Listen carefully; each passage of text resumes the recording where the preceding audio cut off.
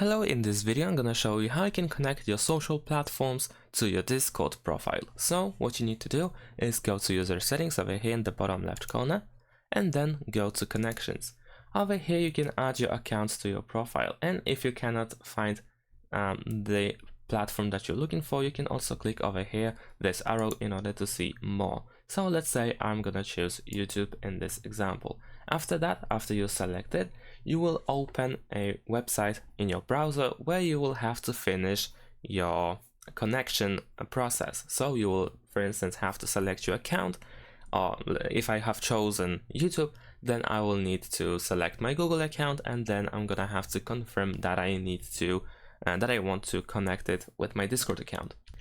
After finishing that, then you should see a option or your profile that you have connected with, and below that you can also see some of the settings. Now in the case of YouTube, you can for instance only select if you want to display it in your profile or not, and it looks like this. If I go to my profile, then you will see that I have a social platform connected to my account over here, and it is a verified connection.